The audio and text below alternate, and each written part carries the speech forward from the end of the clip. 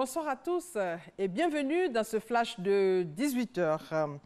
Abidjan illuminé hier. La première dame Dominique Ouattara a donné hier donc le top départ des fêtes de fin d'année. Le thème de cette 9e édition d'Abidjan Perle des Lumières est « Partageons ensemble la lumière de la paix ». L'événement s'est déroulé sur l'esplanade de la cathédrale Saint-Paul d'Abidjan au pied d'un grand sapin métallique d'une dizaine de mètres. Et à l'occasion de la fête de Noël, les tout-petits ont adressé leurs vœux au Père Noël qui viendra leur remettre des jouets. Ce mythe est entretenu par les parents et mis en œuvre par des personnes dévouées qui campent le rôle du Père Noël.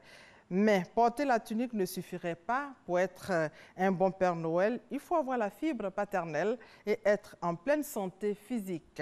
Moi, Père Noël, un reportage de Didier Nguessan. Regardez.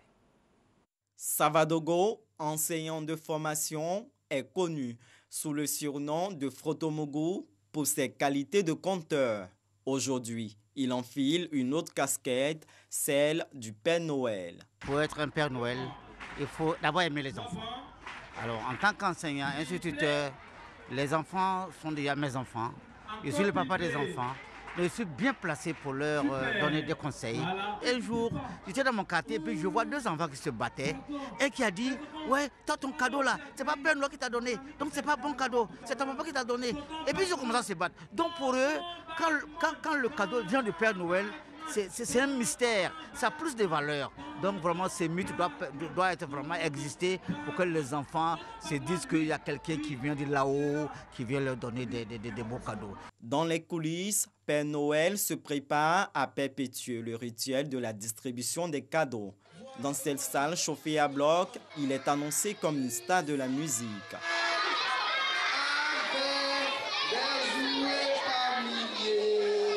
Chaque enfant veut toucher Père Noël et immortaliser cet instant avec lui. Les parents ont du mal à les contenir. Pendant 1 heure, Père Noël, aidé de ses collaborateurs, distribue plus de 600 jouets aux tout-petits.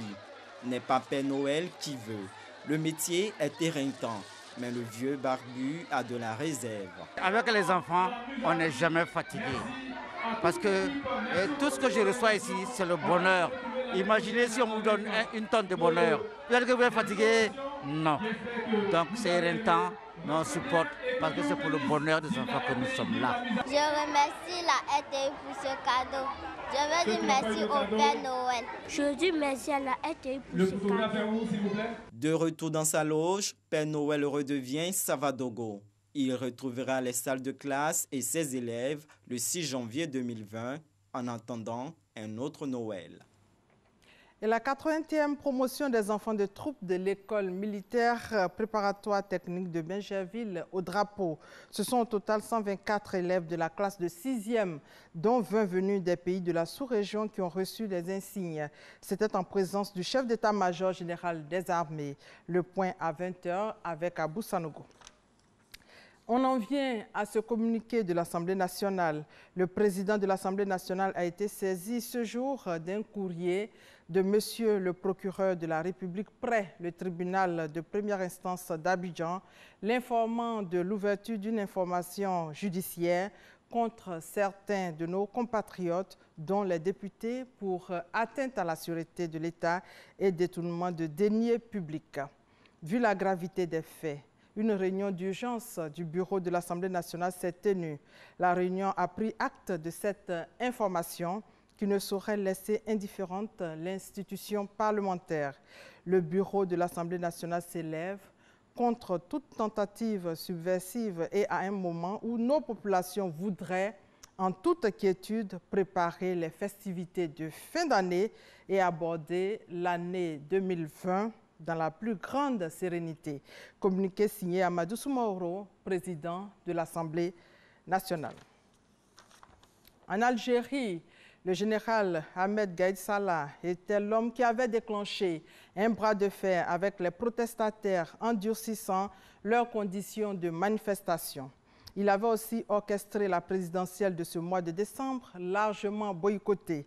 Son décès soudain va-t-il rebattre les cartes du jeu politique? Les commentaires sont encore prudents et les analyses divergentes. En Argentine, le nouveau président annonce des mesures d'urgence pour tenter de sortir de la crise. L'Argentine, en défaut virtuel sur le remboursement de sa dette, selon son nouveau président Alberto Fernandez, connaît depuis 2018 sa plus grave crise depuis le défaut 2001, entraînant des mesures économiques d'urgence. En Inde, pour terminer, les manifestations contre une nouvelle loi controversée sur la citoyenneté se poursuivent ce mardi 24 décembre. La contestation est la plus forte depuis 10 jours, notamment à New Delhi et dans un autre État. Et c'est la fin de ce flash. On se retrouve à 20 h. Merci de votre fidélité.